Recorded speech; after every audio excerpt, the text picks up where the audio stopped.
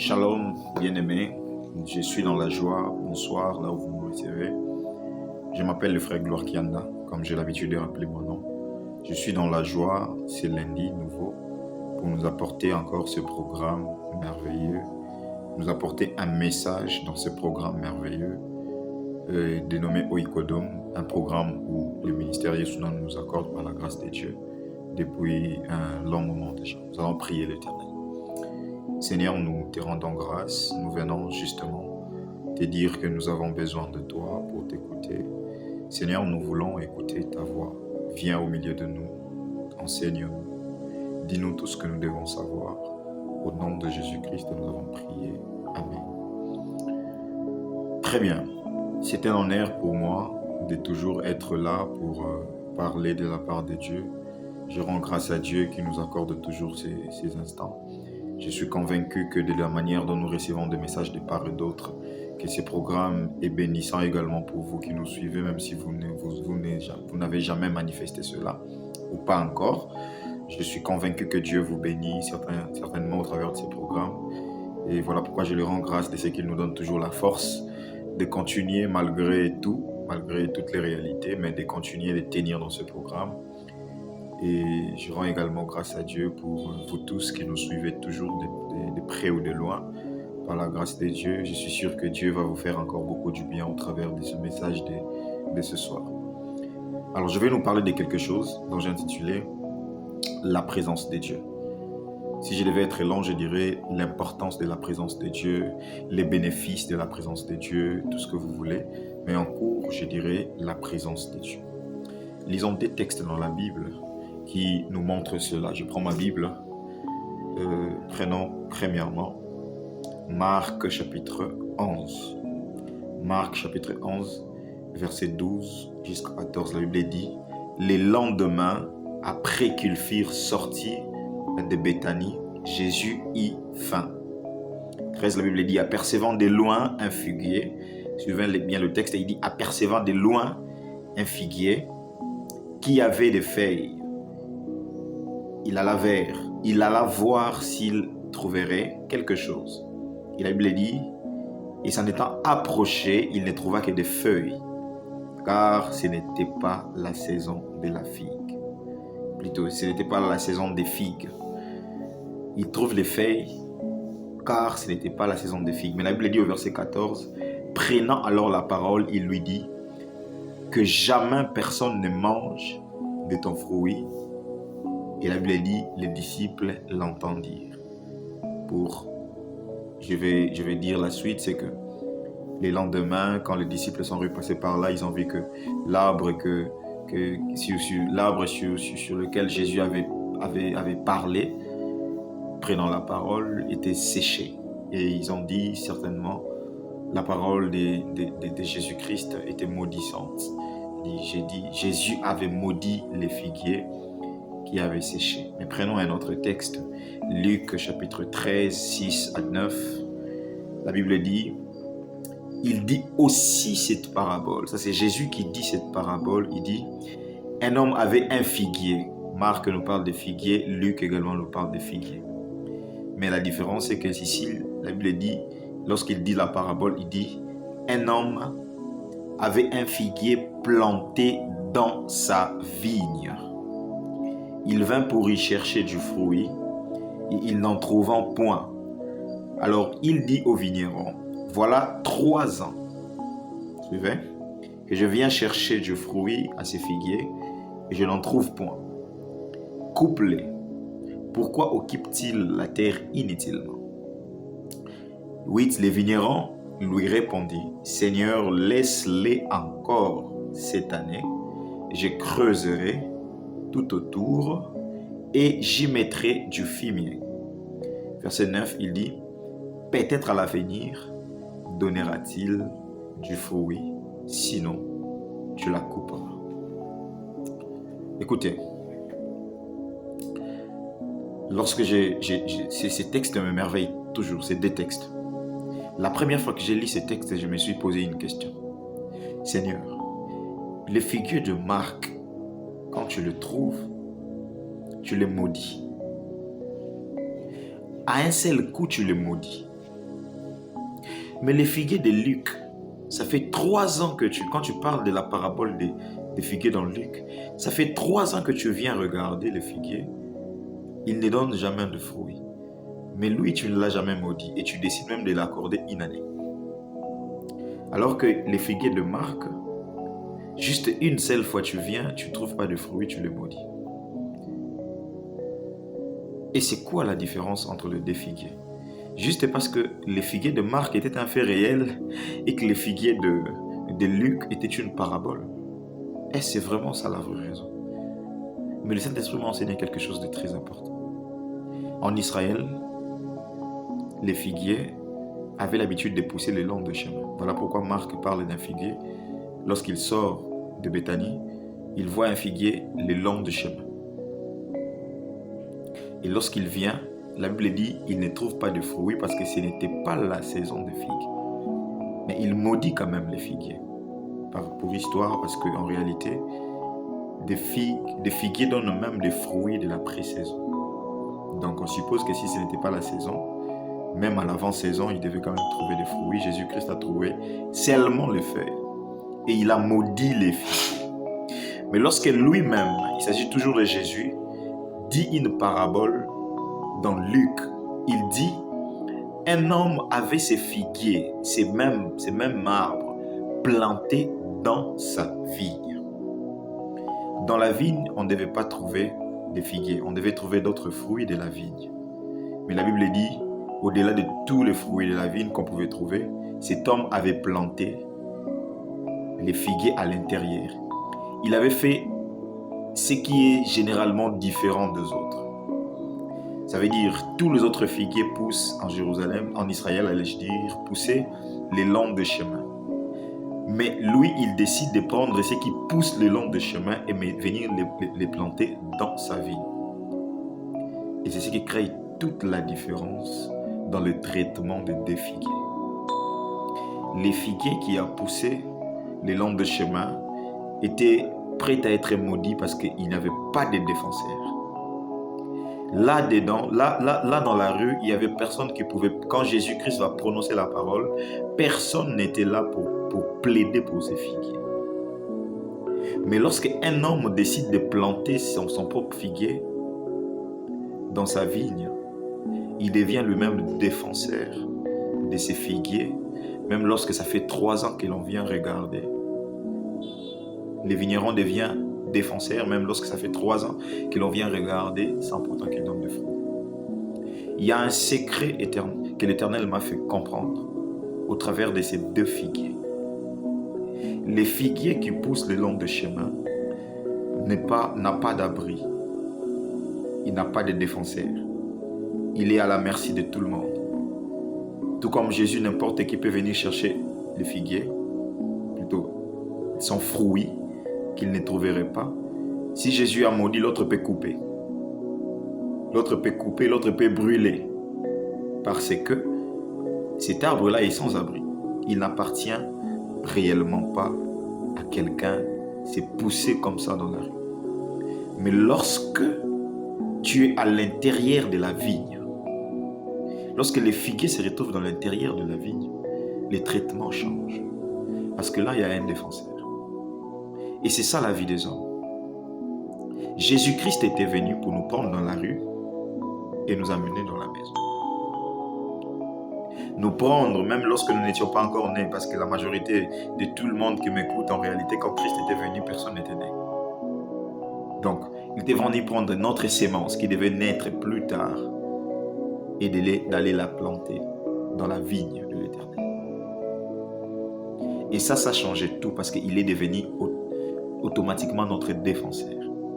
C'est ainsi que même lorsque le Père vient, qu'il cherche des fruits de tout ce que nous devons lui rendre, Jésus-Christ plaide pour nous pour lui dire, ne les détruisez pas.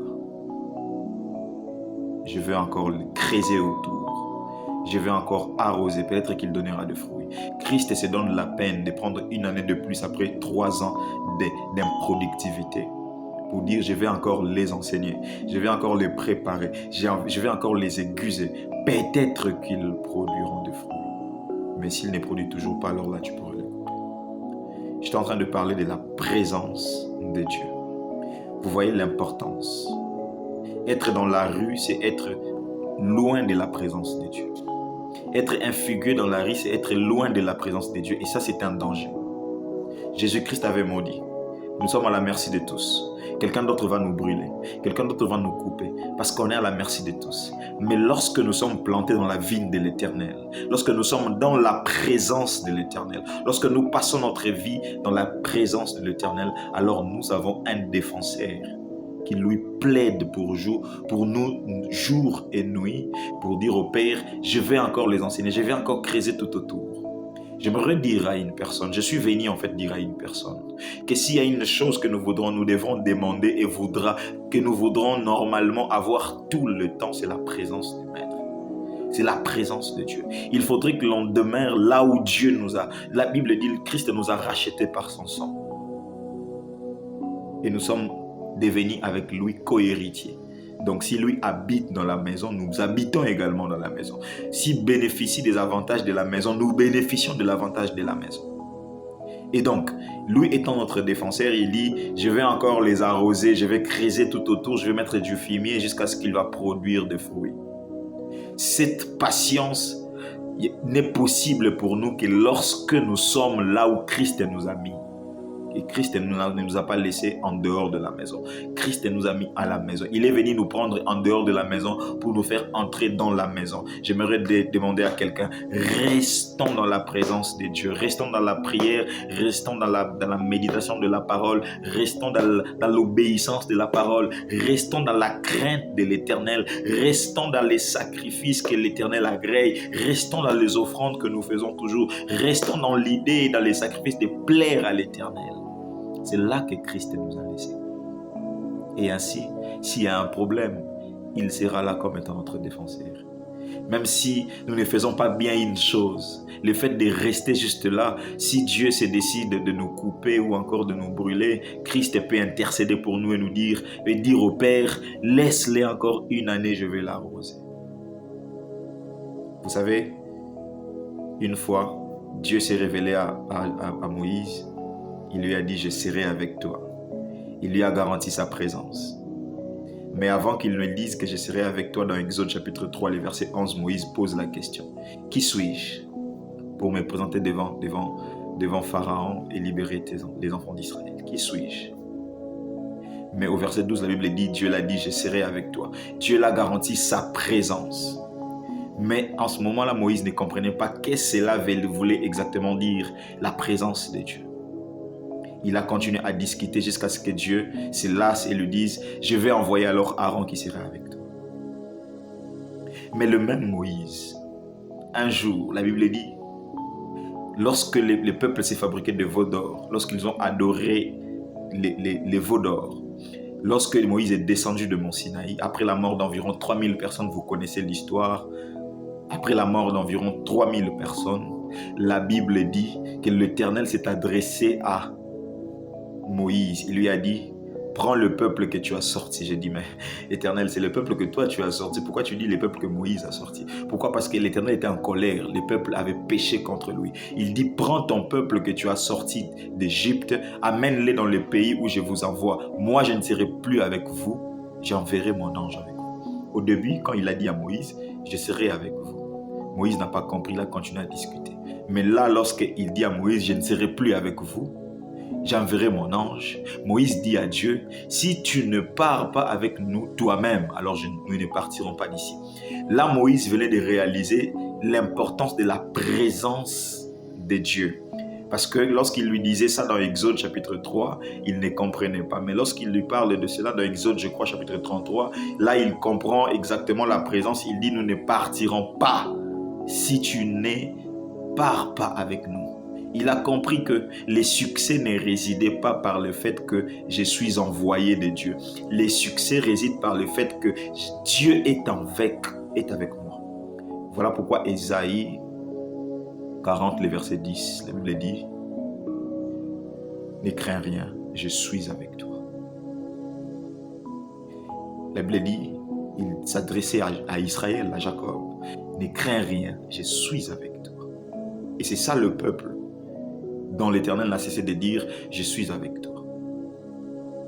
Et Moïse avait compris maintenant l'importance, la signification de cette phrase « Je suis avec toi ». La signification de la phrase qui dit « Il faut que la présence de Dieu ». Voilà pourquoi Moïse a dit « Il faut que ta propre présence, pas la présence d'un ange, mais ta propre présence soit au milieu de nous. » Pour que l'on quitte ici.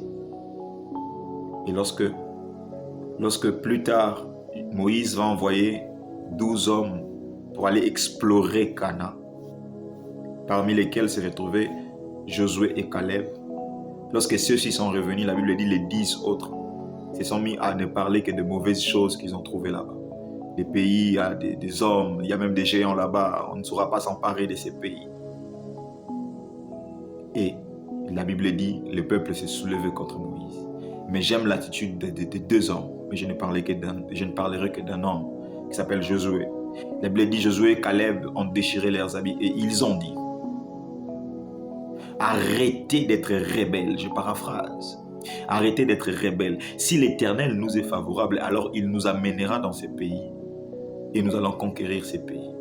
Et puis il dit à la fin, parce que l'Éternel est avec nous. Josué avait compris l'importance de la présence de l'Éternel. Voilà pourquoi, à la différence avec Moïse, dans Josué chapitre 1, le verset 5, lorsque Dieu parle à Josué, il lui dit, mon serviteur Moïse est mort, maintenant prends courage, lève-toi et va avec ces peuples. Et il lui a dit, je serai avec toi. Au verset 10 de ce même chapitre, la Bible dit, Josué par contre, Moïse avait discuté, Josué n'avait pas discuté, lui directement, il a dit au peuple, préparez-vous parce que dans 3 jours, on va quitter ici. On va continuer le chemin. Josué avait compris ce que Moïse avait pris du temps pour comprendre. Parce qu'il était à côté de Moïse quand Dieu marchait avec son peuple depuis Égypte jusque dans le désert là où il se trouvait. La présence de Dieu est capable de nous amener des choses que nous avons toujours cherchées, dont nous ne savions pas où aller toquer. La présence de Dieu est capable de nous donner des choses que depuis longtemps nous courons derrière les hommes pour avoir. La présence de Dieu peut nous donner des choses dans les choses auxquelles nous n'avons jamais imaginé, jamais espéré, jamais préparé, jamais mise même idée dans notre tête. La présence seule de Dieu nous donne. Je ne suis pas en train de parler d'une présence dont on doit chercher seulement lorsqu'on veut prier, on cherche la présence de Dieu. Je parle d'une présence permanente de Dieu. Parce que là, nous avons quelqu'un. C'est lui-même qui nous plante dans sa présence. Nous sommes le choix parfait de lui-même. Nous sommes son choix parfait. Et le fait que nous demeurons dans sa présence nous rassure toute forme de choses que nous pouvons désirer. Josué avait compris cela, il ne discute pas avec Dieu. Lorsque Dieu lui dit, lève-toi et conduis ce peuple, je serai avec toi. Moïse n'avait pas encore compris ça en Exode 3. Voilà pourquoi il discute. Mais quand il comprend cela dans Exode 33, au verset 2 où Dieu lui dit, je ne serai pas avec toi. Au verset 15, il dit à Dieu, si tu ne pars pas avec nous, alors nous ne quitterons pas ici. Je suis venu dire à une personne, s'il y a une prière qu'il faudrait que nous fassions tous les jours, c'est dire à Dieu, garde-nous dans ta présence.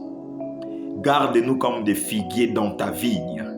Parce que là, nous sommes rassurés que nous avons un défenseur. On ne sait jamais ce qui va arriver demain, lui seul sait. Mais si quelque chose de mal devait arriver, si quelque chose qui nécessite que quelqu'un de plus puissant que moi puisse plaider pour moi, je ne veux pas que ce soit mon pasteur, je veux que ce soit Christ. Si je me retrouve devant une situation difficile où j'ai besoin que quelqu'un plaide pour moi auprès du Père, je ne veux pas que ce soit mon frère dans la foi, je veux que ce soit Christ. Mais Christ ne peut plaider pour quelqu'un que lorsque nous sommes dans la vigne de l'Éternel, lorsque nous sommes figuiers plantés dans la vigne de l'Éternel, lorsque nous sommes dans la présence de l'Éternel. La présence de l'Éternel nous évite la malédiction, mais nous dispose à la plaidoirie de Christ pour que nous puissions bénéficier de quelque chose de particulièrement merveilleux. Je répète cette phrase, la présence de Dieu nous évite la malédiction du Christ, ou encore le fait que nous soyons coupés par les hommes ou brûlés par d'autres hommes. Mais la présence de Dieu nous préserve ou nous prépare à la plaidoirie de Christ pour que nous puissions avoir la chance, une nouvelle chance de fleurir ou encore de donner des fruits dans la présence du Maître.